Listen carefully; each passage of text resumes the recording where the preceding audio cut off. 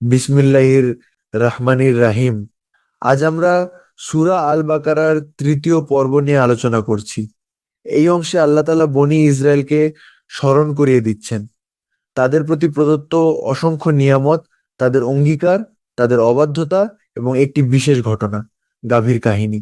এই আলোচনা মূলত 40 নম্বর আয়াত থেকে 86 নম্বর আয়াত পর্যন্ত বিস্তৃত। আল্লাহ তাআলা বলেন, ইয়া বনি ইসরায়েল কুরু নিমাতি আল্লাতি আনামতু আলাইকুম। হে বনি ইসরায়েল, আমার সেই নিয়ামত স্মরণ করো যা আমি তোমাদের ওপর দান করেছি। তোমরা আমার অঙ্গীকার পূর্ণ করো, আমি তোমাদের অঙ্গীকার পূর্ণ করব, এবং শুধু আমাকেই ভয় করো। বনি ইসরায়েল ছিলেন ইয়াকুব আলাইহিস সালামের বংশধর। তাদের প্রতি আল্লাহ অসংখ্য অনুগ্রহ করেছেন, নবী রাসূল পাঠিয়েছেন, আসমানি কিতাব দিয়েছেন, ফিরাউনের অত্যাচার থেকে মুক্তি দিয়েছেন, সাগর বিভক্ত করেছেন, আকাশ থেকে মান্না ও সালওয়া নাজিল করেছেন। কিন্তু আল্লাহ তাদের স্মরণ করিয়ে দেন, নিয়ামত পেয়ে কৃতজ্ঞ না হয়ে তারা অবাধ্যতা করেছে। এরপর আল্লাহ বলেন, তোমরা সেই কিতাবে ঈমান আনো যা তোমাদের সাথে যা আছে তার সত্যায়নকারী হিসেবে নাজিল হয়েছে। তোমরা প্রথম অস্বীকারী হও না, আমার আয়াতকে সামান্য মূল্যে বিক্রি করো না।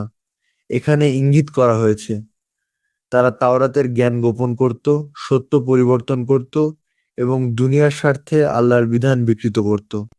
আল্লাহ আরো বলেন, ওয়ালা তালবিসুল হাক্কা বিল বাতিলে, তোমরা সত্যকে মিথ্যার সাথে মিশিয়ে দিও না এবং জেনে শুনে সত্য গোপন করো না।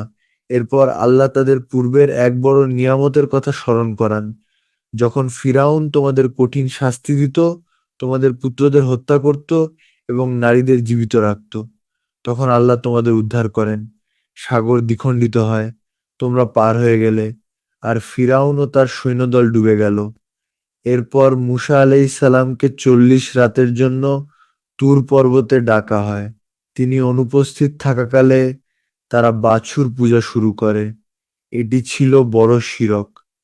তবুও আল্লাহ তাদের তাওবার সুযোগ দেন। এরপর আরেকটি ঘটনা, তারা বলেছিল, আমরা প্রকাশ্যে আল্লাহকে না দেখা পর্যন্ত বিশ্বাস করব না। ফলে বজ্রাঘাতে তারা মারা যায়। পরে আল্লাহ আবার তাদের জীবিত করেন যাতে তারা কৃতজ্ঞ হয়। আল্লাহ তাদের ওপর মেঘের ছায়া দেন, মান্না ও সালওয়া দান করেন। বললেন, আমি যে পবিত্র রিজিক দিয়েছি তা খাও। কিন্তু তারা অবাধ্যতা করে। আল্লাহ বলেন, তারা আমার ক্ষতি করেনি, নিজেদেরই ক্ষতি করেছে। এরপর আসে গাভীর ঘটনা। এক ব্যক্তি হত্যাকাণ্ডের শিকার হয়, তারা একে অন্যকে দোষারোপ করতে থাকে। তখন আল্লাহ মুসা আলাইহিসসালামকে নির্দেশ দেন, তাদের বলো একটি গাভী জবাই করুক। তারা প্রশ্ন করতে শুরু করে, গাভী কেমন হবে, বয়স কেমন, রং কেমন, কাজে ব্যবহৃত হয়েছে কিনা।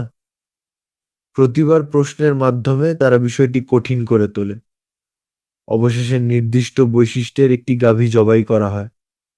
তার একটি অংশ দিয়ে মৃত ব্যক্তিকে আঘাত করা হলে আল্লাহর কুদরতে সে জীবিত হয়ে হত্যাকারীর নাম বলে দেয়। এই ঘটনার মাধ্যমে আল্লাহ দেখালেন তিনি মৃতকে জীবিত করতে সক্ষম। কিন্তু এত নিদর্শন দেখার পরও সুম্মা কাসাত কুলুবুকুম, এরপর তোমাদের হৃদয় কঠোর হয়ে গেল, পাথরের মতো, বরং তার চেয়েও কঠিন। কিছু পাথর থেকে নদী প্রবাহিত হয়, কিছু পাথর ভেঙে পানি বের হয়, কিছু আল্লাহর ভয়ে নত হয়, কিন্তু তাদের হৃদয় নরম হয় না। এরপর আল্লাহ বলেন, তোমরা কি আশা করো তারা তোমাদের কথায় ঈমান আনবে? তাদের একটি দল আল্লাহর বাণী শুনতো, তারপর তা পরিবর্তন করত জেনে শুনে।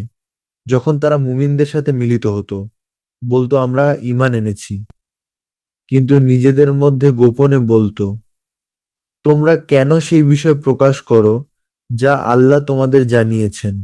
এভাবে তারা দ্বিমুখী আচরণ করত। এরপর আল্লাহ তাদের মিথ্যা ধারণা ভেঙে দেন। তারা বলতো, জাহান্নামের আগুন আমাদের স্পর্শ করবে মাত্র কয়েকদিনের জন্য। আল্লাহ বলেন, তোমরা কি আল্লাহর কাছ থেকে কোনো অঙ্গীকার নিয়েছ? না, তোমরা মিথ্যা বলছো। বরং যে ব্যক্তি পাপ অর্জন করে এবং পাপ তাকে পরিবেষ্টন করে, সে জাহান্নামের অধিবাসী হবে। আর যারা ঈমান আনে ও সৎকর্ম করে, তারা জান্নাতের অধিবাসী। এরপর আল্লাহ স্মরণ করিয়ে দেন, তিনি তাদের কাছ থেকে অঙ্গীকার নিয়েছিলেন, শুধু আল্লাহর ইবাদত করবে, মাতা পিতার সাথে সদাচরণ করবে, আত্মীয় স্বজন, এতিম ও দরিদ্রের প্রতি সদয় হবে, মানুষের সাথে উত্তম কথা বলবে, নামাজ কায়েম করবে, জাকাত প্রদান করবে। কিন্তু তারা অল্প সংখ্যক ছাড়া মুখ ফিরিয়ে নেয়।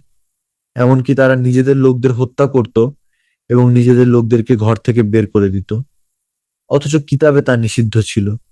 এই অংশ আমাদের জন্য গভীর শিক্ষা বহন করে। 1. নিয়ামত পেলে কৃতজ্ঞ হতে হবে। 2. অহংকার ও প্রশ্নের অযথা জটিলতা ঈমান দুর্বল করে। 3. সত্য গোপন করা বড় গুনাহ। 4. অঙ্গীকার ভঙ্গ ধ্বংস ডেকে আনে। 5. আল্লাহর বিধান বেছে বেছে মানা যায় না। সূরা আল বাকারার এই অংশে বনি ইসরায়েলের ইতিহাস বর্ণনা করা হলেও